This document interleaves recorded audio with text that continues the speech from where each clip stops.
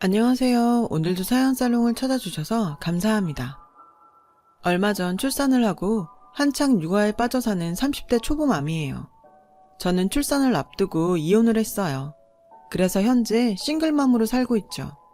제가 이혼을 한다고 했을 때 주변에서는 반대가 심했어요. 왜 아니겠어요? 출산도 얼마 남지 않은 임산부가 갑자기 이혼을 하겠다는데요. 게다가 우리 부부는 인꼬부부로 유명했기에 다들 충격도 컸을 거예요. 남편과는 직속 사수의 소개로 만났어요. 남편과 사수는 고등학교 동창으로 남사친 여사친 사이였거든요. 하지만 서로 다른 대학에 진학하면서 이후로는 연락이 뜸했대요. 그러다 어학연수를 떠난 호주에서 우연히 재회하게 됐고 지금까지 인연을 이어오고 있죠. 사수가 처음부터 저에게 남편을 소개해주려고 했던 건 아니었어요.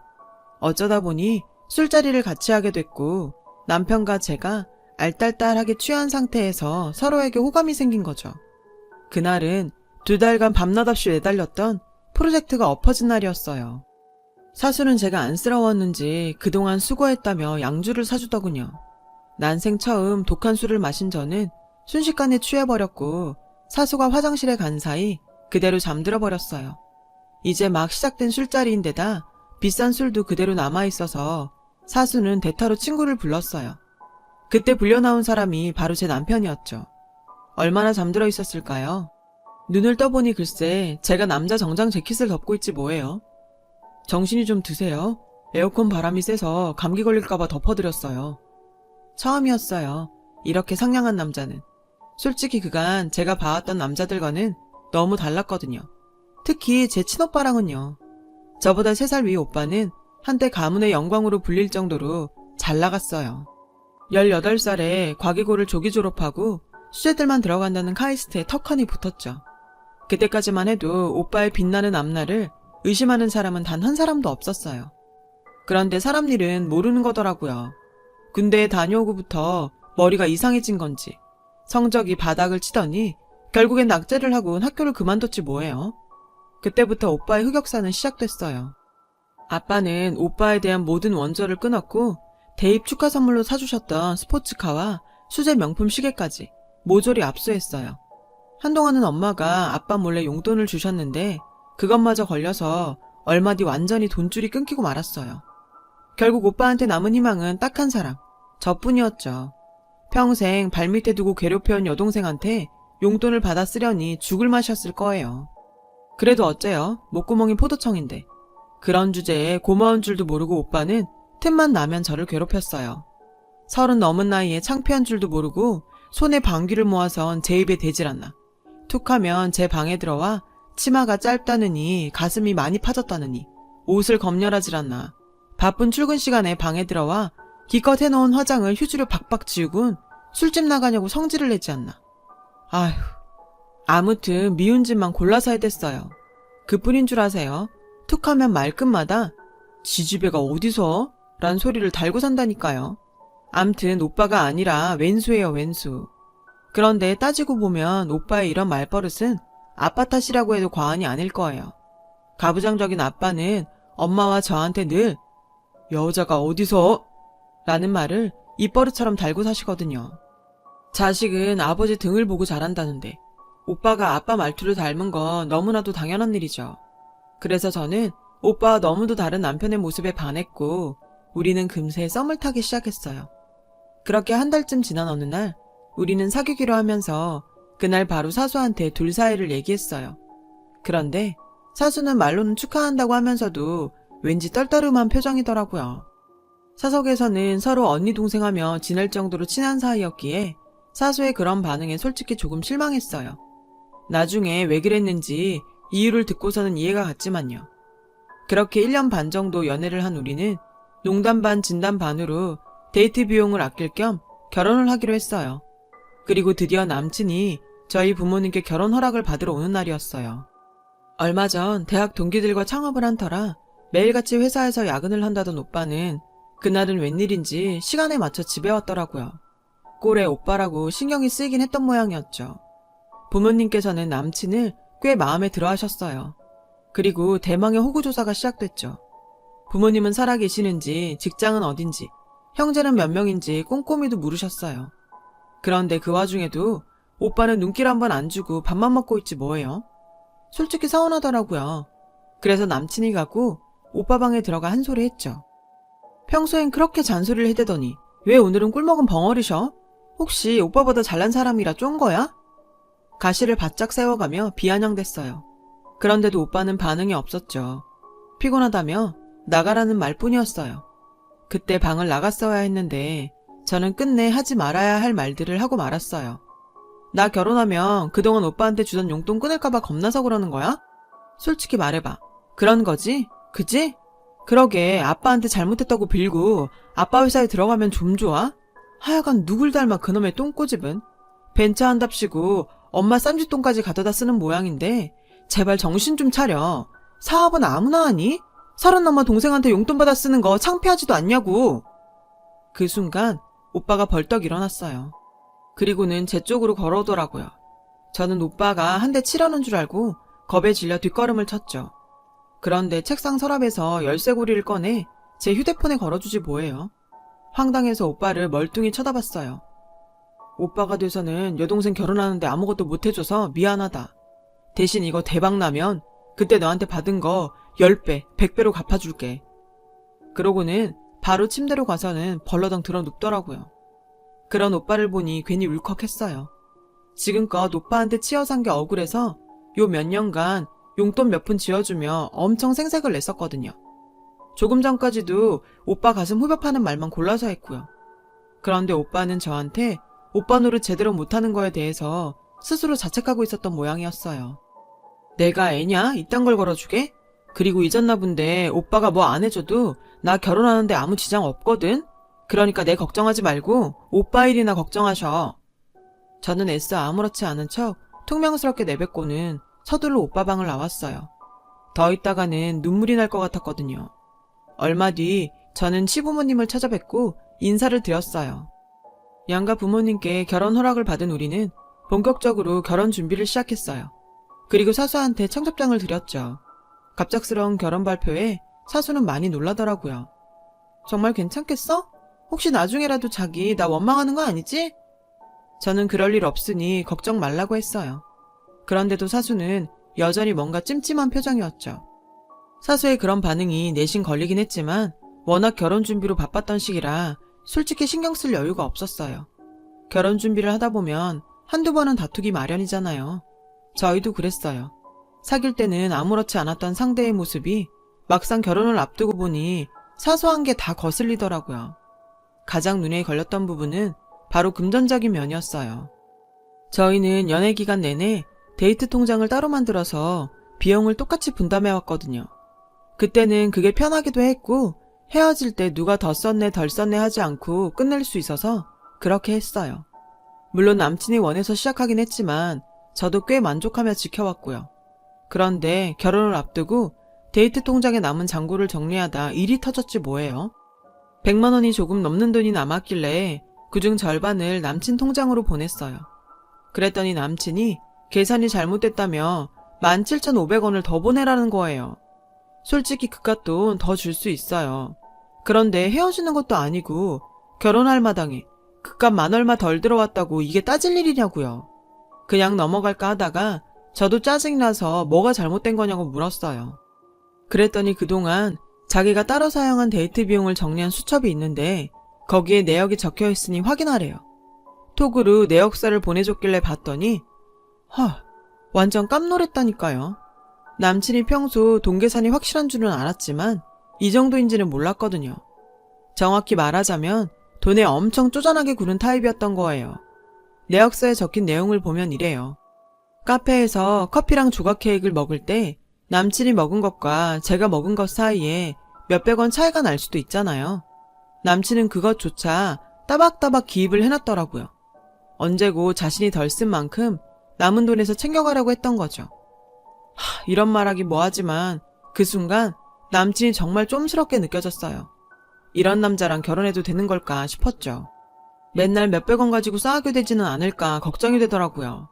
아무튼 남친이 말한 대로 17,500원을 더 보내주고 데이트 통장은 깔끔히 정리를 했어요.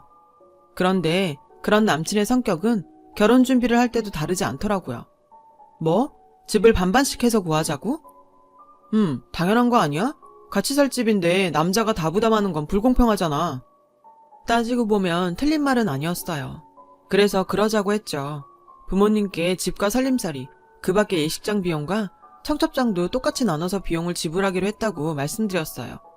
그 얘기를 듣고 부모님께선 황당해 하셨어요. 이런 경우는 드무니까요. 저는 부모님 세대와 우리 세대는 다르다고 한참이나 부모님을 설득했고 결국 두 분은 제 뜻을 따라주셨어요. 그렇게 우리 부부는 평등한 결혼 준비를 하고 식을 올릴 수 있었어요. 그 후로는 큰 문제 없이 결혼 생활을 이어갈 수 있었죠. 결혼한 지 1년쯤 지나 저는 임신을 했어요. 임신을 하고도 직장은 계속 나갔죠. 시간이 지나자 점점 배가 불어서 출산을 2달 남긴 시점엔 도저히 출근을 못하겠더라고요. 몸도 너무 무겁고 회사에 눈치도 보였거든요. 그래서 회사에 휴직서를 냈어요. 휴직은 이미 남편과 상의한 일이기도 했고 직면한 출산이 더 문제였기에 대수롭지 않게 생각하고 있었죠. 그러던 어느 날 사건이 터졌어요.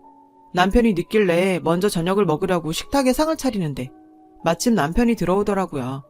그래서 아직 밥 안 먹었으면 같이 먹자고 밥만 떠오라고 했어요. 그런데 갑자기 남편이 제 밥그릇을 뺏어가는 거예요. 황당해서 멀뚱히 남편을 쳐다봤죠. 그때까지는 장난을 하는 줄 알았거든요. 그런데 뭐라는 줄 아세요? 자기야, 일도 안 하면서 밥은 먹으려고? 이건 내가 벌어서 내가 산 내 쌀이랑 내 반찬이야. 누구 맘대로 먹겠다는 거야? 있는 집 자식이라 너는 좀 다를 줄 알았는데 어쩜 이렇게 똑같니? 왜 이렇게 인간들이 하나같이 니 거 내 거 구분을 못해? 전 제가 잘못 들은 줄 알았어요. 자기야, 방금 뭐라 그랬어? 그거 나 들으라고 하는 소리야? 남편은 제 밥을 도로 밥통에 쏟아넣고는 싸늘한 눈으로 절 노려봤어요. 그제야 남편의 행동이 장난이 아니란 걸 알 수 있었죠. 남편은 제 어깨를 툭툭 치며 말하더군요. 야, 넌 내가 네 몸종으로 보이냐? 넌 집에서 쳐놀면서 어떻게 내가 번 돈으로 먹고 살 생각을 하냐? 양심 있으면 미안한 척이라도 해. 뻔뻔해도 정도가 있어야지. 자기야, 말이 좀 심한 거 아니야? 내가 일하기 싫어서 안 하는 거야? 맘사긴 몸으로 일을 할 수 없으니까 휴직을 한 거 아니야. 게다가 뱃속에 애가 내 애만 되니? 당신 애기도 하잖아. 근데 어떻게 이럴 수가 있어? 돈 가지고 쪼잔하게 구는 건 알았지만 정말 이 정도일 줄은 몰랐네. 치사해서 눈물이 날 지경이었어요. 너 바보냐? 내가 지금 너 놀고 먹는 거 가지고 이러는 거 같아? 잘 사는 친정은 뒀다 뭐 할래? 네가 못 벌면 네 부모한테 손 좀 벌리면 될 거 아냐. 니네 백수 오빠한텐 회사까지 차려주고 배부른 딸한테는 관심도 없는데 너는 화도 안 나니? 언제까지 네 오빠한테 뺏기고 살 거야. 집구석에서 TV 보고 밥참 먹을 생각만 하지 말고 가서 뺏어 오라고. 기가 막혀. 누가 그래? 아빠가 오빠한테 회사 차려줬다고? 그거 오빠가 친구들이랑 차린 거야. 그리고 자기 뭔가 착각하는 모양인데 나 아빠 재산에 관심 없어. 내가 벌어서도 충분히 먹고 살 수 있는데 왜 내가 그 돈을 탐내? 아빠도 나중에 전 재산 기부하신다고 했으니까 당신 일찌감치 꿈 깨. 그 말에 남편은 불같이 화를 냈어요. 누구 좋으라고 그 돈을 기부하냐며 길길이 날뛰었죠. 그 순간 이 남자는 제가 아닌 우리 집 돈을 보고 결혼했다는 걸 알 수 있었어요. 그러자 오만 정이 다 떨어졌어요. 네가 원하는 건 우리 아빠 돈이었네. 진작에 말하지 그랬어. 그랬으면 너 같은 인간이랑 엮일 일도 없었을 텐데. 말해 뭐하니? 난 역겨워서 도저히 너랑은 못 사니까 우리 그만 헤어져. 저는 핸드폰을 챙겨 들고 일어났어요. 짐을 싸러 안방으로 향하는데 뭔가에 머리를 맞고는 그대로 정신을 잃었죠. 정신을 차려보니 남편이 걱정스러운 표정으로 저를 내려다보고 있었어요. 남편한테 도대체 어떻게 된 거냐고 물었더니 제가 선반에서 떨어진 머그컵에 맞고 기절을 했다더라고요. 머리를 만져보니 많이 부어 있었어요. 남편은 놀랐는지 울먹이며 말했죠. 자기야, 괜찮아? 다친 데는 없어? 난 자기가 잘못되는 줄 알고 얼마나 무서웠는지 몰라. 자기야, 내가 정말 잘못했어. 내가 잠깐 어떻게 됐었나 봐. 그렇게 말하면 안 되는데 정말 미안해. 요즘 업무 스트레스가 심해서 마음에도 없는 소리를 했어. 내가 미쳤었나 봐. 자기야, 나 이번 한 번만 용서해주라. 앞으로 내가 정말 잘할게. 응? 남편은 무릎까지 꿇고는 싹싹 빌었어요. 방금 전까지 서로 죽일 듯이 싸웠지만 그래도 남편이 절 위해 웃는 모습을 보니 서운한 마음이 조금은 풀리더라고요. 그래서 못 이기는 척 용서해 주었어요. 남편은 모처럼 솜씨 발휘를 하겠다며 주방으로 들어갔고 저는 소파에 앉아 TV를 보고 있었고요. 그때였죠. 요란하게 초인종이 울렸어요. 이 밤에 누군가 했는데 오빠더라고요. 오빠는 현관문이 열리자마자 씩씩대며 들어와선 다짜고짜 남편한테 주먹을 날렸어요. 순식간에 벌어진 일이라 미처 말릴 새도 없었죠. 오빠 왜 이래? 미쳤어? 저는 남편한테서 오빠를 뜯어내며 말했어요. 오빠는 여전히 분이 안 풀리는지 씩씩대고 있었죠. 영문도 모른 채 오빠한테 맞은 남편의 얼굴이 발갛게 달아올랐어요. 형님, 도대체 왜 이러십니까? 제가 뭘 잘못했다고 주먹질이냐고요. 네가 잘못한 게 없어? 좋아, 내가 증거를 보여줄게. 오빠는 휴대폰을 꺼내 영상을 보여주었어요. 제가 컵에 맞아 쓰러지는 장면이었죠. 그런데 남편의 말과 달리 선반에서 떨어진 컵에 맞은 게 아니라 남편이 제 뒤에서 컵으로 절 내리친 거더라고요. 이래놓고도 네가 잘못한 게 없어? 지금껏 우리 아버지도 나도 얘 머리털 하나 손댄 적 없어. 근데 감히 니깎게 내 동생한테 손을 대? 그래놓고 잘못한 게 없어? 이 쓰레기 같은 새끼야. 너 같은 놈이랑은 말로 할 필요가 없어. 경찰 불렀으니까 경찰서 가서 따지자고.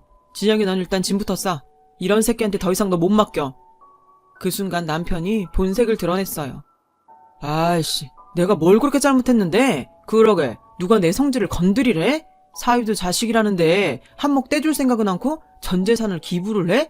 완전 미친 거 아니냐고.